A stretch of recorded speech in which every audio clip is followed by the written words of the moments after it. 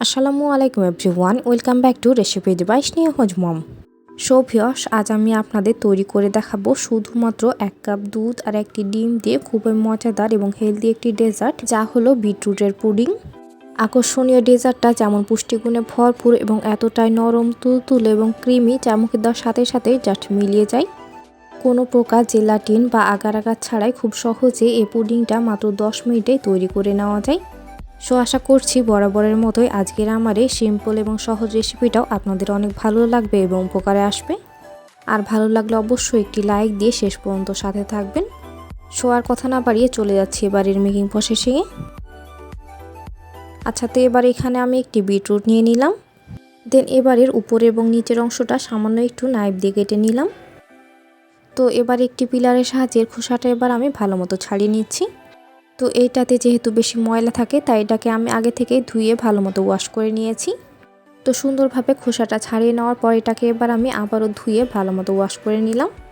আর এতে করে এটার পরবর্তীতে ধোয়ার কোনো প্রয়োজন হবে না। তো এটাকে এবার আমি ছোট ছোট এরকমভাবে স্লাইস করে কেটে নিচ্ছি। আর এটা যেহেতু আমি ব্লেন্ডারে ব্লেন্ড করে নিব, তাই এটা খুব একটা বেশি ছোট করে নেওয়ার কোনো প্রয়োজন নেই। তো বিটরুট আরও 2 কালারের পাওয়া যায়, সাদা এবং হলুদ, আপনারা চাইলে সেগুলো ইউজ করতে পারেন। আর রেড কালারের এই বিটরুটটা তো এখন মার্কেটে সব জায়গায় অ্যাভেলেবল। তো এইটা এবার আমি সম্পূর্ণটা এরকম ছোট ছোট পিসেস করে কেটে নিলাম। তো এখন এবার আমি একটি ব্লেন্ডারের জাগ নিয়ে নিলাম। আর সম্পূর্ণ বিটরুটটা এবার আমি এখানে ট্রান্সফার করে নিলাম। আর এখানে আমার মোট 2 কাপ পরিমাণ বিটরুট হয়েছে। তো এবার আমি এখানে দিয়ে দিলাম প্রায় 1 কাপ পরিমাণ পানি। তো এবারের ঢাকনাটা লাগিয়ে এটাকে সুন্দরভাবে স্মুথলি ব্লেন্ড করে নিলাম। আর এটাকে ঠিক এইরকমভাবে ব্লেন্ড করে নিতে হবে। তো এবার আমি এখানে একটি বোল নিয়ে নিলাম আর এর উপর একটি স্ট্রেনার বসিয়ে দিলাম। দেন সম্পূর্ণ বিটরুট জুসটা এবার আমি এখানে ঢেলে দিলাম। তো এবার একটি স্প্যাচুলার সাহায্যে এর মধ্যে জুসটা এবার আমি ভালো মতো বের করে নিচ্ছি। আর এর বাড়তি অংশগুলো ফেলে দেওয়ার দরকার নেই, এটা দিয়ে আপনারা স্ক্রাব বানিয়ে নিতে পারবেন। সামান্য একটু চালের গুঁড়া আর দুধ মিশিয়ে স্ক্রাব বানিয়ে ফুল বডিতে অ্যাপ্লাই করতে পারবেন। আর আমিও সে কাজটাই করেছিলাম। তো এর মাঝে এবার আমরা পেয়ে গেলাম ফ্রেশ বিটরুট জুস। আর এই জুসটা আপনারা এমনি এমনিও খেয়ে ফেলতে পারেন, এটা কিন্তু শরীরের জন্য অনেক উপকারী। তো এটাকে এবার আমি একটা সাইডে রেখে দিলাম। দেন এবার আমি এখানে একটি মিক্সিং বোল নিয়ে নিলাম। তো এবার আমি এখানে নিয়ে নিলাম রুমের স্বাভাবিক তাপমাত্রায় থাকা একটি ডিম। আর ডিমটা যদি ফ্রিজে থাকে তবে অবশ্যই আধা ঘন্টা আগে বের করে রাখবেন। তো এখন একটি হ্যান্ড উইশের সাহায্যে ডিমটাকে এবার আমি ভালো মতো ফেটিয়ে নিচ্ছি।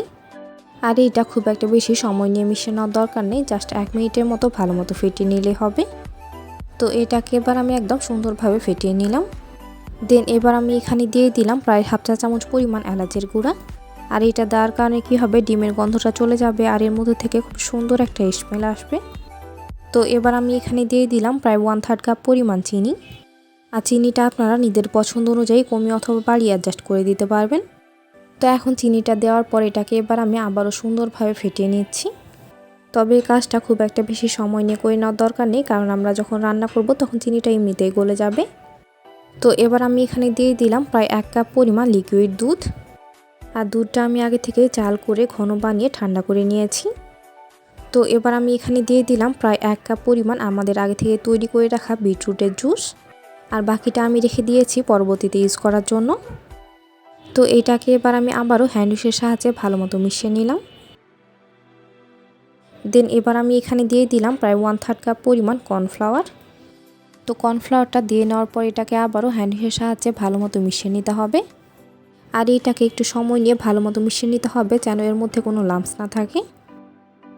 বিটরুট যারা এমনি এমনি খেতে পারেন না, তারা এরকমভাবে পুডিং বানিয়ে একবার খেয়ে দেখতে পারেন। আর এইটা খেতে এতটাই মজা হয়, দেখবেন বানানো মাত্রই শেষ হয়ে যাবে। আর এর থেকে আর কোনো সহজ পুডিং রেসিপি আছে বলে আমার মনে হয় না। তো এটাকে এবার আমি একদম সুন্দরভাবে মিশিয়ে নিলাম। দেন এবার আমি এখানে দিয়ে দিলাম প্রায় 2 টেবিল চামচ পরিমাণ সাদা তেল। আর এখানে আপনারা তেলের পরিবর্তে ঘি অথবা বাটার ইউজ করতে পারেন, তাহলে খাবারটা আরও বেশি হেলদি হবে। তো তেলটা দেওয়ার পর এটাকে এবার আমি আবারও সুন্দরভাবে মিশিয়ে নিলাম। আর এই ব্যাটারটা এবার একদম পুডিং বানিয়ে নেওয়ার জন্য একেবারেই রেডি। তো এখন এবার আমি এখানে একটি পাতিল নিয়ে নিলাম আর এর উপর একটি স্ট্রেনার বসিয়ে দিলাম। দেন সম্পূর্ণ মিশ্রণটা এবার আমি ঢেলে সুন্দরভাবে স্ট্রেন করে নিলাম। আর চেলে নেওয়া বাড়তি অংশটা এবার আমি ফেলে দিলাম। তো পাতিলটা এবার আমি চুলায় বসিয়ে দিয়েছি আর চুলাটা এবার আমি অন করে দিয়েছি। আর চুলাটা একদম লো মিডিয়াম হিটে রেখে এটাকে অনবরত নাড়িয়ে চাড়িয়ে সুন্দরভাবে কুক করে নিতে হবে, নইলে এটা কিন্তু অল্প কিছুক্ষণের মধ্যেই দলা পাকতে শুরু করবে। আর এটা কিন্তু অলরেডি নিচ দিক থেকে জমতেও শুরু করেছে, তাই চুলার আঁচটা একদম লো মিডিয়াম হিটে রেখে এটাকে সুন্দরভাবে কুক করে নিতে হবে। আর এই কাজটা আমি ঠিক কীরকমভাবে করে নিচ্ছি আশা করি আপনারা দেখে নিশ্চয়ই বুঝতে পেরেছেন। তাই আপনাদের সুবিধার জন্য এই ভিডিওটা আমি সম্পূর্ণটাই রেখে দিয়েছি, জাস্ট একটু ফাস্ট করে দিয়েছি। তো কিছুক্ষণের মধ্যে দেখবেন এই মিশ্রণটা এরকম গুটি গুটিভাবে দলা পাকতে শুরু করবে। তো এই পর্যায়ে আপনারা চুলাটা বন্ধ করে এটাকে নাড়িয়ে চাড়িয়ে সুন্দরভাবে মিশিয়ে নেবেন। আর আমি কিন্তু এখন চুলাটা সম্পূর্ণভাবে অফ করে দিয়েছি। দেন এটাকে এবার আমি স্প্যাচুলার সাহায্যে অনবরত নাড়িয়ে চাড়িয়ে সুন্দরভাবে মিশিয়ে নিচ্ছি। আর এর মাঝে এর মধ্যের গুটি ভাবটা কিন্তু সম্পূর্ণভাবে চলে গেছে, আর এটা কিন্তু অনেকটা ক্রিমি টাইপের হয়ে গেছে। দেন এবার আমি আমাদের আগে থেকেই তৈরি করে রাখা বিটরুট জুসটা অল্প পরিমাণ এর মধ্যে দিয়ে দিলাম আর নাড়িয়ে চাড়িয়ে সুন্দরভাবে মিশিয়ে নিলাম। তো এবার আমি বাকি জুসটা সম্পূর্ণটা এর মধ্যে দিয়ে এটাকে নাড়িয়ে চাড়িয়ে সুন্দরভাবে মিশিয়ে নিলাম। আর এটা এরকমভাবে দেওয়ার কারণে কি হলো, এর মধ্যে কালারটা অনেকটাই সুন্দর হয়ে গেছে, আর যা এর আগে অনেকটাই হালকা হয়ে গেছিলো।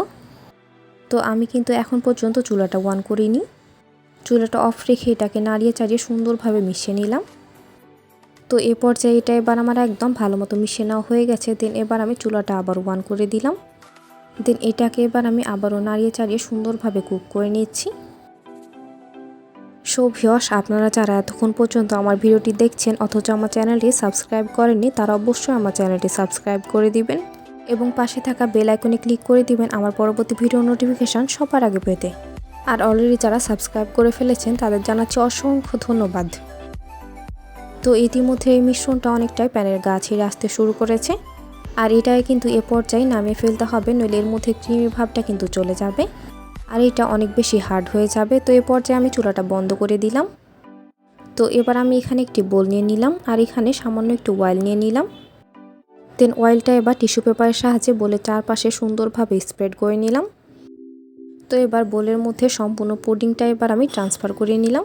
আর এটা কিন্তু গরম থাকা অবস্থায় করে নিতে হবে, নইলে যে পাত্রে থাকবে সে পাত্রেই জমতে শুরু করবে আর পরবর্তীতে সেটা অন্য পাত্রে সেট করতে পারবেন না। তো পুডিংটা এবার আমি সম্পূর্ণটাই ঢেলে নেওয়ার পর একটি স্প্যাচুলার সাহায্যে এর উপরের অংশটা সুন্দরভাবে সেট করে নিলাম। আর এটা কিন্তু এবার একদম একেবারেই রেডি। তো এটা এবার আমি ফ্রিজে নর্মাল টেম্পারেচারে প্রায় 2 ঘন্টার মতো রেখে ভালো মতো সেট করে নিলাম। আর এর মাঝে এটা কিন্তু একদম সুন্দরভাবে সেট হয়ে গেছে। তো এখন আমি হাতের সাহায্যে চারপাশটা সুন্দরভাবে ছাড়িয়ে নিলাম, আর এটা কিন্তু ইজিলি সুন্দরভাবে ছেড়ে আসছে। তো এখন আমি এর উপর একটি প্লেট বসিয়ে দিলাম। দেন এটাকে এবার আমি উল্টিয়ে দিলাম, আর এটা এবার উপর থেকে কয়েকবার ট্যাপ ট্যাপ করে নিলে এটা ইজিলি সুন্দরভাবে ডিমোল্ড হয়ে যাবে। তো ইতিমধ্যে পুডিংটা একদম সুন্দরভাবে সেট হয়ে গেছে। তো এইটাকে এবার আরও কিছুটা আকর্ষণীয় বানাতে সামান্য মিল্ক পাউডার আমি স্প্রেড করে নিলাম, আর এতে করে এটা দেখতে যেমন সুন্দর লাগবে খেতেও তেমনই ভালো লাগবে। আর আপনারা চাইলে ড্রাই কোকোনাট দিয়েও এটা গার্নিশিং করে নিতে পারেন। তো এটাকে এবার আমি নাইফ দিয়ে সুন্দরভাবে কেটে নিচ্ছি, আর আপনারা পছন্দ অনুযায়ী যে কোনো রকমভাবে কেটে নিতে পারেন। আর এটা কিন্তু একটু নাইফের গায়ে লেগে আসছে না। ঝটপট মেহমানদারি বা বাচ্চাদের টিফিনের জন্য এটা কিন্তু খুব একটা হেলদি ডেজার্ট, আর এটা বানানোর সাথে সাথে আমার বাচ্চারা কিন্তু নিমিশেই শেষ করে ফেলে। সো এর মাঝে তৈরি হয়ে গেল অসম্ভব মজাদার নরম তুলতুলে এবং হেলদি বিটরুটের পুডিং। সো ভিউয়ার্স, রেসিপিটি ভালো লাগলে বাসায় একবার অবশ্যই ট্রাই করবেন। আর রেসিপিটি ভালো লাগলে অবশ্যই একটি কমেন্ট করে জানাবেন এবং ফ্রেন্ডস এবং ফ্যামিলির সাথে শেয়ার করবেন। সো আজকের মতো এখানেই বিদায় নিচ্ছি। এতক্ষণ সাথে থাকার জন্য অসংখ্য ধন্যবাদ। আল্লাহ হাফেজ।